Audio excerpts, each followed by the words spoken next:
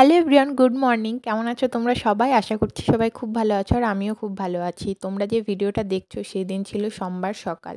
তো তোমরা তো জানোই যে আমার ঘরে গোপাল ঠাকুর, শিব ঠাকুর আছে।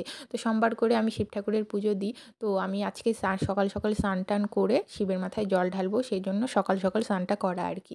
আর গোপালকে তো এখন ঠিক সকালও না, 10টা কি 10:30 বাজে এরকমটা। তো আমি গোপালকে ঘুম থেকে উঠিয়ে নিয়ে সকালবেলা ভোগ দিয়েছিলাম স্নানের আগে আর কি, জামা কাপড় ছেড়ে। তো এখন স্নান টান করে এসে গোপালকে আগে স্নান টান করিয়ে রেডি করিয়ে দেবো, তারপরে শিব ঠাকুরের মাথায় জলটা ঢেলে নেবো। তারপরে দুজনকে পুজো দিয়ে নিয়ে আমার সব বাকি কাজকর্মগুলো করব। যেহেতু আমি শিব ঠাকুরের মাথায় না খেয়ে দিয়ে জলটা ঢালি, সেই জন্য আমি সকাল সকালই পুজোটা করার চেষ্টা করি। তো এই যে দেখো, গোপালকে আমি স্নানটা করিয়ে দিলাম। এখন ওকে আমি একটা ধোয়া কাচা পরিষ্কার জামা কাপড় পরিয়ে দিয়ে ওকে এখন বসিয়ে রাখবো, তারপরে শিব ঠাকুরের মাথায় জলটা ঢালবো। তো চলো, আজকে সারাটা দিন কী করছি না করছি সবটাই তোমাদের সঙ্গে শেয়ার করব। পুরো ভিডিওটা দেখতে থাকো। ভীষণ ছোট্ট একটা ভিডিও, স্কিপ না করে পুরোটা দেখো প্লিজ সবাই। আর এই যে দেখো, শিব ঠাকুরকে আমি রেডি করে নিয়েছি ফুল, দুব্ব, তুলসী পাতা দিয়ে। আর এখানে আমি এখন জলটাও ঢেলে নিচ্ছি। হ্যাঁ জানি, কাঁচা দুধ হলে আরও বেশি ভালো হতো, কিন্তু দুধটা পাই না, তো কী করব বলো, শুধু জল, গঙ্গা জল এইসব দিয়েই কাজটা সারি আর কি, না পেলে আর কি করব। তো এই যে দেখো, পুজো আমার কমপ্লিট। প্রণাম করে নিয়ে এখন আমি ঘরটাও একটু বন্ধ করে দেবো। তো চলো। আর এই যে এখানে দেখো, আমার গোপাল বসে আছে, শিব ঠাকুর বসে আছে। তারপরে এসে আমি একটু খাওয়া দাওয়াটা সেরে নিলাম, কারণ অনেকটাই বেলা হয়ে গেছিলো, সকাল থেকে কিচ্ছুই খাওয়া হয়নি।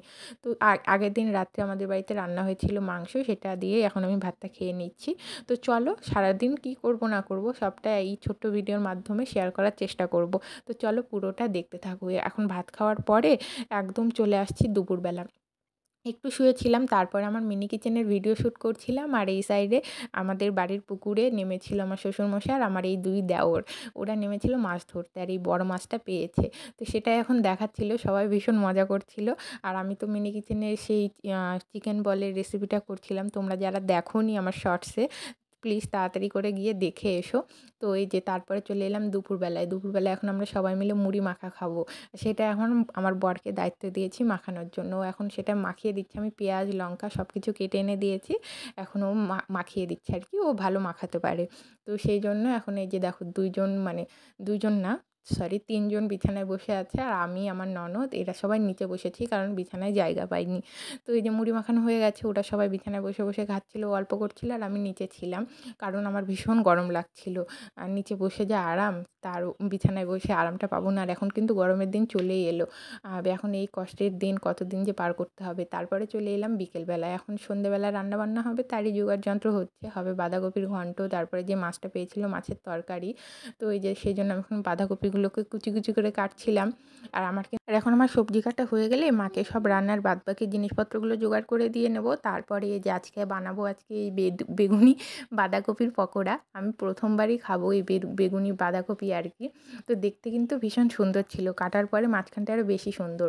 তো যাই হোক, পকোড়া বানাবো সেই জন্য তো চালের গুঁড়ো লাগবে, আর আমাদের বাড়িতে চালের গুঁড়ো শেষ হয়ে গেছে, সেই জন্য আতপ চাল ভিজিয়ে রাখা ছিল, সেটাকে এখন বেটে বড়ার মধ্যে অ্যাড করা হবে, পকোড়ায়। তো এটাকে এখন আমি ভালো করে বেটে নিচ্ছিলাম আর গল্প করছিলাম সাইডে। আর তোমরা কিন্তু এই বেগুনি বাঁধাকপির পকোড়ার রেসিপিটা আমার শর্টসে পেয়ে যাবে, তোমরা চাইলে দেখে আসতে পারবে। তো এই যে এখন আমি আতপ চালগুলো বেটে নেব, তো তারপরে সেটাকে ভাজবো। তো চলো, পুরো ভিডিওটা দেখতে থাকো। আর বাঁধাকপিটাকে কিন্তু একদম কুচি কুচি করে কাটতে হবে। আর বাঁধাকপিটা কেটে নিয়েছে আমার ননদ, আর ওর হাতের কালার দেখো, একদম বেগুনি কালার হয়ে গেছে। যাই হোক, এইদিকে মা রান্না শুরু করে দিয়েছে, এখন মাছ ভাজছিল। তো তারপরে বাদবাকি সব রান্নাবান্নাগুলো করবে। এখানে প্রায় অর্ধেক মাছ ভাজা হয়ে গেছে, কিছুটা কড়াইয়ে, কিছুটা কাঁচা আছে, এখনও ভাজা হয়নি। আর এই যে এখানে যা যা দিয়ে রান্না করবে সব কিছু রেডি করে দিয়েছি। আর এখানে আলু সেদ্ধ করেছি, আলু সেদ্ধ আলু সেদ্ধ করা আলু দিয়ে মাছের ঝোলটা হবে। সেটাই আমরা দুজনে মিলে ছাড়িয়ে দিচ্ছিলাম, আমি আর আমার ননদ মিলে। তো এখানে সবাই মিলে কাজকর্ম করলে তাড়াতাড়ি হয়ে যায় কাজটা। সবাই মিলে একসঙ্গে কাজ করতে করতে অনেক গল্প হয়, অনেক গল্পের সাথে সাথে মজাও হয়। যাই হোক, আলুগুলা ছুলে দিয়ে নিয়ে ভালো করে এখন তারপরে চলে যাব রান্নাঘরে। এখন রান্নাঘরে এসে নিয়ে সেই বেগুনি কালার বাঁধাকপির পকোড়া করতে হবে, সেই জন্য সব প্রস্তুতি চলছে। আর এর মধ্যে দিয়েছি হলো চাল বাটা, বেসন, তারপরে হচ্ছে ডিম, পেঁয়াজ কুচি, লঙ্কা কুচি, হলুদ, লঙ্কা, লবণ এই সব কিছু দিয়ে ভালো করে মাখিয়ে এখানে রেখে দিয়েছি। তো তারপরে চলে এলাম ঘরে ঠাকুরকে পুজো দিতে। এখানে আমি নাইটিটা পাল্টে নিয়েছি, কারণ ওইটা পরে ডিম টিম সব ছোঁয়াছুঁয়ি করেছিলাম, রান্নাঘরে কাজকর্ম করেছিলাম, সেজন্য নাইটিটা আমি পাল্টে নিলাম। তারপরে এখন ঠাকুরকে পুজো দিতে চলে এসেছি। ঠাকুরকে পুজো দিয়ে শুইয়ে দিয়ে তারপরে চলে এসেছি আবার রান্নাঘরে। এখন তেল গরম করে নিয়ে পকোড়াগুলো সুন্দর করে ভাজবো আর সবাইকে গরম গরম খেতে দেবো। আর পকোড়াগুলো কিন্তু খেতে দারুণ হয়েছিল। তোমরা চাইলে আমার সেই রেসিপির শর্টটা দেখতে পারো। আশা করছি খুব ভালো লাগবে। এখানে দেখো খুব সাবধানে উল্টে পাল্টে নিচ্ছিলাম। যাই হোক, আজকের ভিডিওটা তোমাদের কেমন লাগলো অবশ্যই কিন্তু জানিও। আর এইদিকে দেখো আমাদের পকোড়া ভাজা রেডি। এখন আমরা সবাই মিলে খাবো। তো চলো সবাইকে টাটা। সবার সাথে আবার দেখা হবে নতুন কোনো ভিডিওতে।